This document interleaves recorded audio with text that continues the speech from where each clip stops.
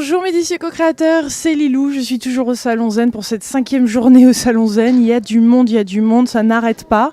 Et on s'est rencontrés il y a combien de jours? Il y a 2-3 jours? Vendredi, je crois. Ouais. Oui. Et alors tu m'as parlé de ton livre sur l'EFT, et alors de nombreuses personnes parlent de l'EFT. Tu m'as offert cette magnifique petite peluche là qui m'a accompagnée pendant, je dois dire, les 4 jours du salon. Hein, avec Anne-Sophie. Elle nous a fait plein de câlins, cette petite peluche. On l'a emmenée entre l'hôtel ici. Hein, en tout cas, elle est adorable. C'est quoi cette petite peluche? En fait, tu connais le EFT, je pense. Je ne sais pas si tous les gens connaissent ça. C'est vraiment une technique qui va nous permettre de libérer toutes les tensions qu'on peut avoir à l'intérieur, les colères, les chagrins, etc. Et moi, j'ai voulu faire un bouquin plus axé sur les enfants. D'où la peluche. Et il y a une interaction qui se fait grâce à Tapoti. Les parents peuvent tapoter sur les points, les enfants font la même chose et après ils se l'approprient et ils le font très facilement. Comment tu as découvert l'EFT? Ouf, ça c'est une longue histoire. Au début j'étais enseignante et j'ai commencé à travailler sur moi. Donc les enfants sont venus me confier leurs problèmes et là j'étais complètement, on va dire, dans l'impossibilité de répondre à leurs questionnements et surtout les aider à résoudre leurs problèmes. Donc j'ai commencé à apprendre l'hypnose et plein de choses comme ça, le MDR. Et puis un jour on me dit, tiens on va faire un stage de EFT. Là, j'ai dit non, c'est bon, j'ai fait trop de stages, c'est terminé. Et puis je me suis dit, après tout, ça me fera 5 jours de vacances. Et c'était pas ça du tout qui était prévu. Quand j'ai vu la magie de cet outil, je fais plus que ça maintenant. Les techniques énergétiques. Donc l'EFT, et puis plein d'autres techniques dont on parle dans le bouquin, comme le TAT, le BSFF, enfin plein des choses qui viennent des États-Unis, comme d'habitude. Et dans ce livre, il y a toute une partie justement qui s'adresse aux adultes, que ce soit les parents, les enseignants, dans les écoles, pour aider les enfants à libérer au fur et à mesure, dans le direct, tout ce qui les contrarie, les chagrins, les bobos, les colères, etc. En fait, on tapote sur des points énergétiques précis. Voilà. Donc, comme on peut le voir sur la petite peluche, il y a des petits... Pratique comme des mots quand même, plutôt que je... Il y a des petites pastilles qui correspondent à des entrées des méridiens. Et quand on va les solliciter simplement en tapotant dessus, on va vraiment libérer tout le système énergétique. Et là où on a cristallisé un souci, une mémoire. Parce que c'est ça, le problème ou le souci ou ce truc qui nous gêne se cristallise, on mémorise. Voilà, quand on va vivre un choc émotionnel, ça fait comme un impact dans notre système énergétique. Donc c'est comme une autoroute des énergies. Et ça va rester ici un petit peu coincé. Et à chaque fois qu'on va revivre la même expérience, la même colère, la même contrariété, c'est comme si le bouchon énergétique allait grossir de plus en plus. Jusqu'à parfois un peu se somatiser, on va avoir des petites pathologies ou des comportements psychologiques répétitifs. Donc en tapotant sur ces petits endroits-là, on va absolument libérer la charge énergétique qui a été, on va dire, mémorisée à ce moment-là. Il y a une contrepartie où il y a quelque chose, est-ce qu'on peut tomber un peu trop dans l'excès des fois, parce qu'avec ce genre de méthode, genre on se tapote devant son boss, devant des situations un petit peu différentes, comment on s'organise là au quotidien? Ces points-là qui correspondent à ces points-là, en public, tu peux pas trop. Ça va être Sainte-Anne direct. Non, dans ce cas-là, il y a des petits points discrets qu'on appelle le point karaté et le point gamme, où sous le bureau ou en public, on peut facilement tapoter pour décharger justement cette émotion qui remonte. Une crise de panique, une colère, un gros trac, on ne sait plus parler. Délicatement, il y a ces deux petits points. Parle-nous de ces points-là, parce que je pense que ces points-là sont très utiles, parce que souvent ces incidents se passent en public. Hein. Donc le point karaté, c'est le point qu'on va utiliser, qui est sur le côté de la main, pour justement être sûr que le travail que l'on va faire derrière soit efficace, qu'on ne soit pas en auto-sabotage. Il y a combien de personnes qui disent oui je veux guérir et à l'intérieur je ne suis pas à la hauteur, je ne le mérite pas, etc., etc. Donc on va tapoter ce petit point qu'on appelle le karaté, comme si on faisait du karaté. Et là on va dire tout ce qui vous gêne. Par exemple, on va prendre une colère qui monte et puis ça ne se fait pas devant le patron. Donc on va dire même si, enfin dans la tête, grosse colère qui monte, c'est ok, je ne sais pas d'où ça vient, mais là je sens bien que j'ai envie de lui sauter dessus par exemple, etc. Et là, dans le petit endroit ici, là, qu'on appelle le point gamme, tout va bien. Ce n'est qu'une mémoire qui s'active, ça va aller, je mets de la lumière et de l'amour et je pourrais traiter ça ce soir s'il y a encore de la colère. Alors là, j'aime beaucoup ta façon de formuler ça, parce que des fois, ce qui me gênait dans l'EFT, c'était une formulation, une fois de plus, systématique et qui, des fois, nous parle pas, quoi. C'est comme...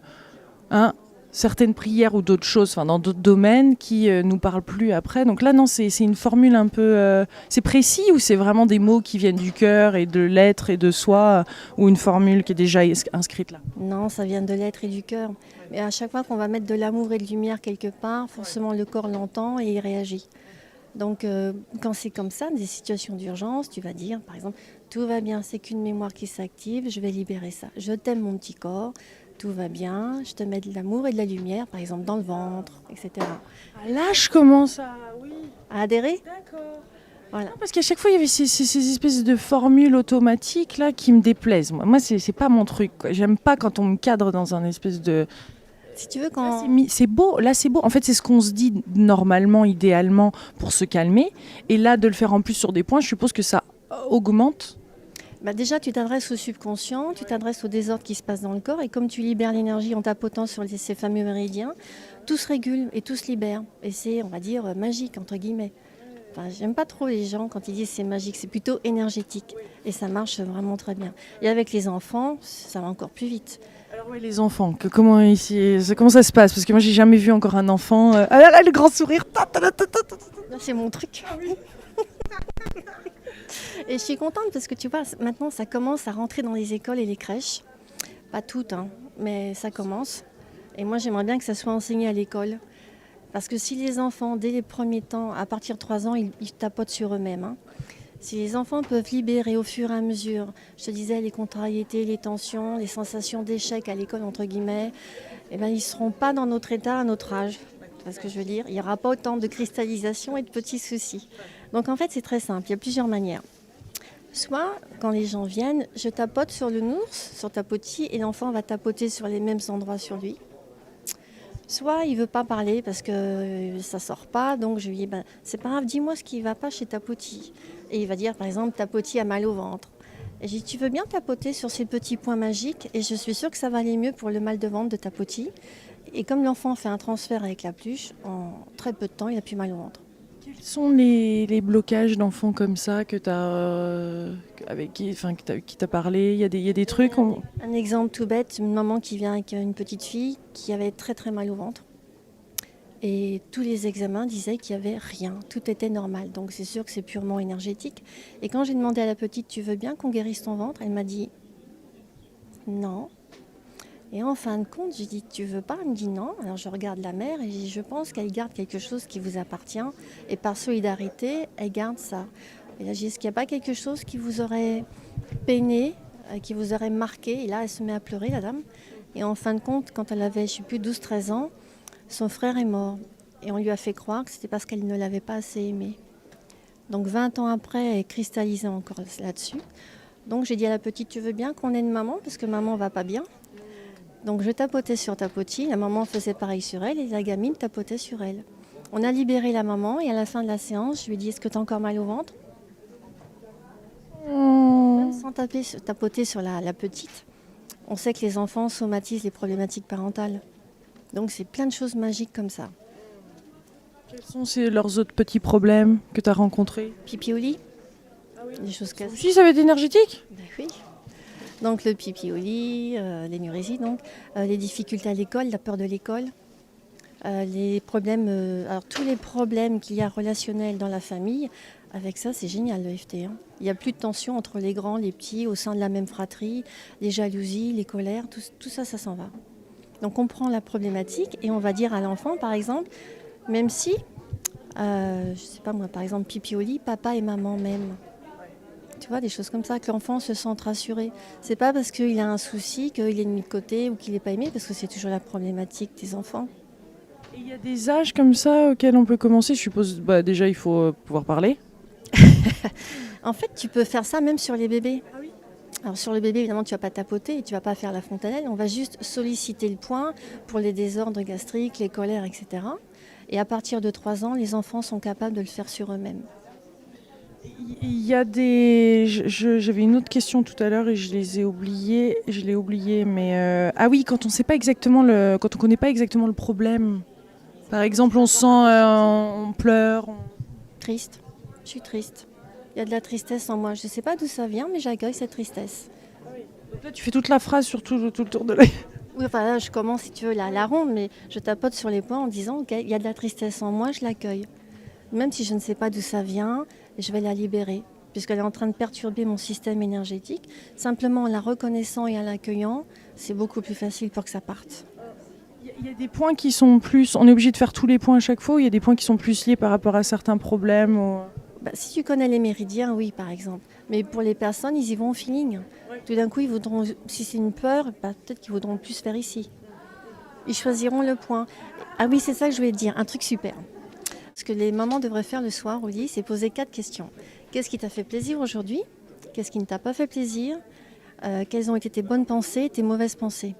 Alors tu vas me dire, mais pourquoi on va tapoter sur des choses positives? Si c'est une bonne pensée, on n'a pas besoin de libérer.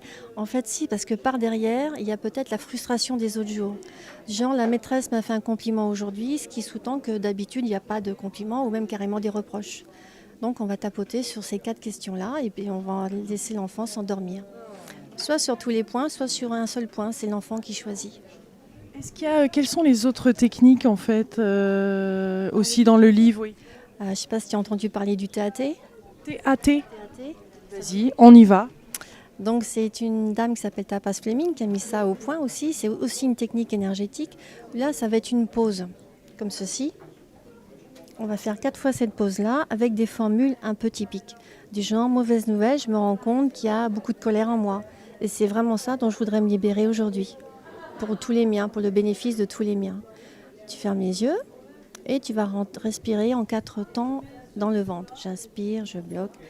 Et puis il va se passer quelque chose, parce qu'en faisant cette prise énergétique, il y a une connexion dans la tête qui fait qu'on fait appel à notre divinité, à notre conscience supérieure. Et c'est elle qui va commencer à régler les problématiques.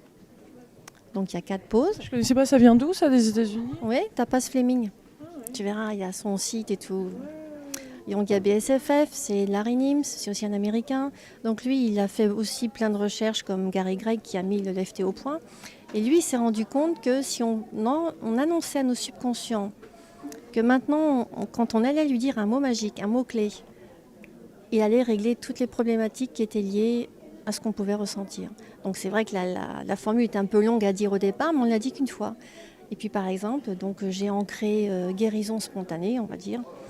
Et tout d'un coup, je ne sais pas, j'ai un mal de dents qui arrive. Donc je peux faire à mon subconscient, ok, on va guérir le problème que j'ai dans les dents. Guérison spontanée, guérison spontanée, guérison spontanée, tu le dis 3 fois. Et tu vas voir, c'est bizarre, mais j'ai plus mal. C'est impressionnant. Tout ça, c'est basé sur les neurosciences, sur les nouvelles découvertes de Bruce Lipton que tu as interviewé, l'épigénétique. Et on se rend compte que le cerveau est absolument malléable et on peut tout modifier.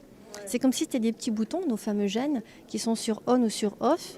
Et s'ils sont sur on, eh bien, on peut très bien les mettre sur off. C'est génial. Moi, j'adore tout ça. Même de parler avec son corps. Bah, surtout. En fait, il faut être copain avec son corps et son mental. Parce que notre mental, si tu veux, l'ego, c'est un système de survie qui a été créé par la nature. Et la nature n'invente rien par hasard. Donc si on se met copain-copain avec son mental et avec son corps, on arrive à des miracles. Et ça se fait tout seul. Autre petit truc que tu aimerais nous faire découvrir, là, dont tu parles dans ton livre, ou qui sont des techniques qui ont vraiment fonctionné ou qui fonctionnent? Qu'est-ce que tu as encore comme technique? Ah, la libération globulaire. Ça, je pense pas que tu connaisses. C'est un nom bizarre. En fait, c'est Louise Gervais qui a beaucoup travaillé et qui a fait connaître l'EFT en les pays francophones. Et elle s'est rendue compte, avec toutes les études qu'elle avait fait avant, que vraiment dans l'œil, on pouvait tout s'inscrivait, mais pas en iridologie. C'est plutôt, on va dire, tous les impacts qu'on a eus vont venir, pareil, s'enregistrer dans les 2 cerveaux. Et quand on fait tourner les yeux gauche et droit de la personne, on voit à quel âge il y a eu un impact, parce que l'œil, au lieu de faire un beau rond, tressaute. Et donc après, on va l'obliger à aller dans les endroits où il ne veut pas aller pour nettoyer. Et si tu veux, avec ce balayage cerveau droit, cerveau gauche, ça va nettoyer le traumatisme. Ça, c'est génial. Le MDR? Je le fais plus. D'accord. Pourquoi? Parce que Il faut mettre les choses, il faut dire les choses. Oui, je suis pas d'accord. Le MDR, je le pratiquais avant. Je suis obligée de remettre la personne dans l'émotion du traumatisme, le viol, le deuil, etc., pour l'aider à recontacter ce moment-là et ensuite l'effacer. C'est absolument inutile avec le FT, avec le AT et tout ce qu'il y a dans le livre. C'est pas la peine de faire ça. C'est pas la peine de faire remonter et remettre la personne dans une énergie dont elle veut se libérer pour la mettre mal à l'aise, pas la peine.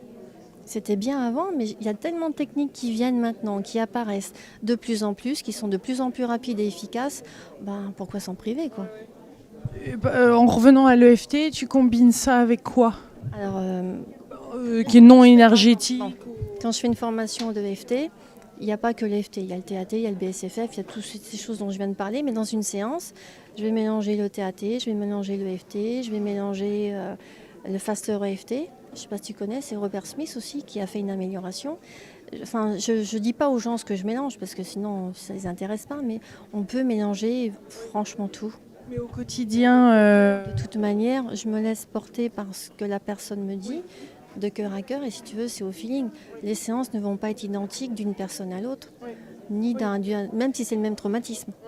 oui. Mais par exemple, au-delà de l'EFT, est-ce qu'il y a quelque chose avec lequel ça se combine bien au niveau physique même, ou un sport, ou une pratique, ou des pratiques quotidiennes autres qui vont... Aux gens de méditer, de faire de la respiration, déjà de se concentrer sur la respiration pour faire le lien cœur, corps, esprit. S'ils peuvent faire du yoga ou du qigong, toutes ces choses-là, pour aider justement la circulation naturelle des énergies. Très bien. Et pour les enfants ? Pour les enfants, ils jouent, c'est parfait. Dans la nature, ils sont en contact avec la nature. Ils me disent qu'ils voient les fées, les choses comme ça. Donc avec eux, c'est hyper facile. Petit massage aussi, hein, c'est bien ça. Les adultes, les adultes prostrés, parfois qui ne veulent pas parler, je prends tapotis, et du coup ils reconnectent et ça marche. Ou, Tapoti, moi, ça a été mon copain pendant 5 jours. Là. je comprends. Ou aussi pour se rapprocher de son enfant intérieur, parce qu'il y a tellement d'adultes qui n'ont plus de contact. Donc dormir avec la pluche, comme je te disais tout à l'heure, les parents viennent, ils en prennent un pour leur enfant, mais un pour eux aussi. Vous pouvez Tapoti sur le site aussi ? Oui, sur le site uniquement, parce que c'est pas chez Très Daniel. Donc, oui, c'est ça, c'est Très Daniel, c'est courrier. Là, c'est le courrier du livre. Voilà. Et ça, c'est sur le site espacedetransformation.net. Adorable. Merci beaucoup, Sylvie. Je t'en prie, Lilou. Gros bisous à tous les délicieux co-créateurs qui regardent. On vous embrasse très fort du Salon Zen de Paris. Au revoir.